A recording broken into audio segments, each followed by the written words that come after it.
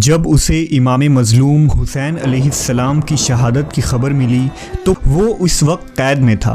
वो अफसोस करने लगा कि अपने इमाम की मदद के लिए करबला ना पहुंच सका। उसने ये कसम खाई कि जिस दिन भी वो कैद से रिहा होकर बाहर निकलेगा, बहुक्म खुदा तमाम कातिलीन हुसैन और यजीदियों को इस तरह कत्ल करेगा कि लोगों को बुख्त नसर का कत्ल याद आ जाएगा। ये शख्स कौन था, इमाम हुसैन से इसका क्या ताल्लुक़ था और उसने यजीदियों को क्यों कत्ले आम किया था, इस वीडियो में हम इस तारीख़ी शख्सियत का मुकम्मल अहवाल जानेंगे। गम हुसैन में डूबा ये मुजाहिद मुख्तार सक़फ़ी के नाम से जाना जाता है, जिसने इमाम हुसैन अलैहिस्सलाम के कातिलों को मौत के घाट उतारकर मुसलमानों के कलेजों को ठंडक पहुंचाई थी। मुख्तार कहा करता था कि खुदा की कसम, अगर हुसैन इब्ने अली के क़सास में कुरैश के 2/3 हिस्से भी कत्ल कर दिए जाएं तो इमाम अलैहिस्सलाम पर जो जुल्म हुए वो एक उंगली के बराबर भी नहीं होगा। मुख्तार का पूरा नाम मुख्तार इब्ने अबू उबैद सक़फ़ी था। उनके वालिद अबू उबैदा नबी सल्लल्लाहु अलैहि वसल्लम के जलीलुल क़द्र असहाब में शामिल थे और हज़रत उमर के दौर में जंग क़ादसिया में जिहाद करते हुए मैदान जंग में शहीद हुए थे। मुख्तार का ताल्लुक़ अरब के मशहूर मारूफ कबीला बनु सक़ीफ़ से था। इब्ने असीर ने मुख्तार को सहाबा में शामिल किया है, जबकि अक्सर मवर्रखीन ने उसे ताबईन करार दिया है। मुख्तार को लोग कैसान कहा करते थे। रिवायतों के मुताबिक इमाम अली अलैहिस्सलाम ने एक दफ़ा मुख्तार को अपने ज़ानों पर बिठाया और उसे कैस कहा था, तब से लोग उसे कैसान कहा करते थे। बचपन से ही मुख्तार को मैदान जंग में जाने का बहुत शौक़ था। जब मुख्तार 13 साल का था उस वक्त मुसलमानों और फ़ारसियों के दरमियान जंग क़ादसिया लड़ी गई थी। वो इस जंग में शरीक होना चाहता था, लेकिन कम उम्र होने की वजह से उनके चचा साद बिन मसूद ने उन्हें इस जिहाद में शरीक होने की इजाज़त नहीं दी।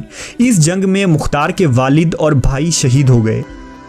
मुख्तार नौजवानी से ही नबी सल्लल्लाहु अलैहि वसल्लम के आलो औलाद और अहले बैत से निहायत ही अक़ीदत और मोहब्बत रखता था। जब यजीद बिन मुआविया तख्त नशी हुआ उस वक्त मुख्तार कूफा में था। जब उसे खबर मिली कि इमाम हुसैन ने यजीद के हाथों पर बैत करने से इनकार कर दिया है तो उसने इमाम अलैहिस्सलाम से राबता किया और कूफा और बसरा के लोगों को इस बात पर आमादा किया कि वो इमाम अलैहिस्सलाम के साथ मिलकर बनु उमैया की हुकूमत का तख्ता पलट दें, क्योंकि इमाम अली मकाम दुनिया और आखिरत के इमाम और मुसलमानों के रहनुमा है। लिहाजा इमाम हुसैन की हिमायत करने और लोगों को यजीद के ख़िलाफ़ बगावत पर आमादा करने के जुर्म में यजीद के जालिम गवर्नर उबैदुल्लाह इब्ने ज़ियाद ने मुख्तार को हिरासत में ले लिया। उसे 100 कोड़े लगाए और उनकी एक आँख को ज़ख्मी करके कैद में डाल दिया गया। 10 मुहर्रम सन 61 हिजरी को इमाम हुसैन और आपके साथियों को मैदान करबला में बेरहमी के साथ शहीद कर दिया गया और आपके सर को काटकर इब्ने ज़ियाद के दरबार में पेश किया गया। इब्ने ज़ियाद के हुक्म से मुख्तार को इमाम हुसैन के सर को दिखाने के लिए दरबार में बुलाया गया। मुख्तार ने जब इमाम हुसैन के सर मुबारक को देखा तो बहुत गिरिया उजारी करने लगा। उसी वक्त मुख्तार ने अपने दिल में ये कसम खा ली कि वो इमाम के कातिलीन को चुन चुन कर मारेगा और आपके अहले बैत का क़िसास लेकर रहेगा।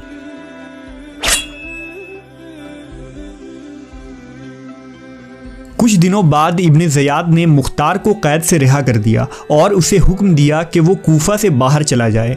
मुख्तार सक़फ़ी ने कूफा को खैराबाद कहा और अपने सीने में दहकते हुए बदले की आग को लेकर ताइफ चला गया। मुख्तार ने बहुत सब्र और हिकमत से काम लिया। उसने पहले अपने तमाम पुराने साथियों को जमा करना शुरू किया और एक छोटी सी फ़ौज बनाई। मुख्तार ने अपने पुराने साथी इब्राहीम इब्ने मालिक अश्तर को भी अपने साथ मिला लिया, जो हज़रत अली के जानिसार सिपाही मालिक अश्तर का बेटा था और अहले बैत रसूल से बेपनाह मोहब्बत रखता था। इब्राहीम के पास भी छोटी सी लश्कर थी जिसे मुख्तार ने अपने फ़ौज में मुल्हिक कर दिया। इसके बाद मुख्तार ने अजमियों, ईरानियों और मवालियों को अपने फ़ौज में शामिल होने की दावत दी। ये लोग दरअसल बनु उमैया के जुल्म और अरबी व अजमी तफरीक से परेशान थे, लिहाजा वो अजमी और मवाली मुख्तार के साथ हो गए। रफ्ता रफ्ता मुख्तार की ताकत में मज़ीद इजाफा हो गया। मुख्तार के रगों में खून की तरह दौड़ती अहले बैत से मोहब्बत उसे बार बार हुसैन इब्ने अली की शहादत याद दिला रही थी। मुख्तार अब क़याम के लिए तैयार था। मुख्तार ने अल्लाह रब्बुल इज़्ज़त के दरबार में दुआ की कि उसे तब तक मौत ना आए जब तक वो एक एक यजीदियों को कत्ल करके उनके नापाक वजूद से इस ज़मीन को पाक ना कर दे। मुख्तार ने सन 63 हिजरी में सबसे पहले कूफा पर हमला किया। उस वक्त अब्दुल्ला इब्ने ज़ुबैर ने अब्दुल्ला इब्ने मुती को कूफा का गवर्नर मुकर्रर किया था। मुख्तार ने उससे जंग किया और कूफा पर अपनी हुकूमत कायम कर ली। 66 हिजरी में मुख्तार ने ऐलान किया कि वो इमाम हुसैन और आपके असहाब के खून का बदला लेगा। अमीर मुख्तार सक़फ़ी ने अपने दरबार में एक शख्स को मुकर्रर किया था जिसने उन लोगों की एक लिस्ट बनाई जो मैदान करबला में यजीदी लश्कर में शामिल थे और जिन्होंने इमाम आली मकाम के काफ़िले पर हमला करके उन्हें शहीद किया था।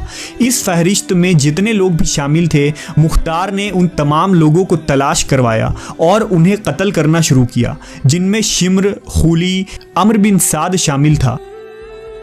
कहते हैं कि जब मुख्तार उन कातिलीन को पकड़ता तो उनसे पूछता कि करबला के मैदान में तुमने इमाम हुसैन पर कैसे कैसे जुल्म किए थे। वो पूरी दास्तान सुनाता और मुख्तार उस दास्तान को सुनकर ज़ारो कतार रोता था।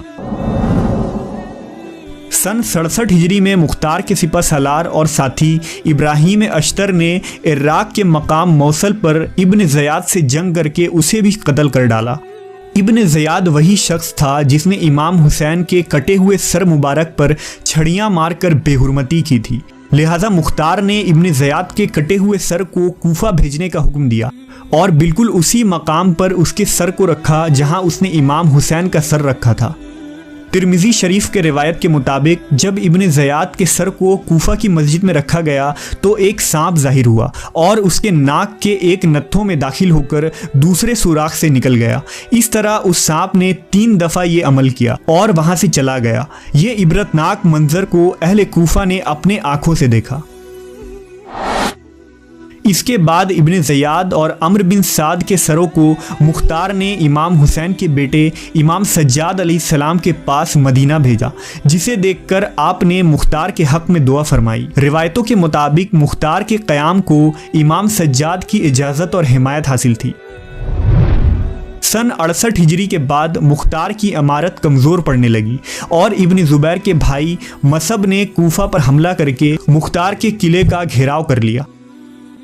इस आखिरी लम्हे में मुख्तार ने गुस्ल की, अतर लगाई और नमाज अदा करने के बाद बारगाह इलाही में शुक्र बजा लाया कि उसे अल्लाह ने इतनी मोहलत दे दी कि उसने तमाम कातिलीन हुसैन को जहन्नम वासिल कर दिया।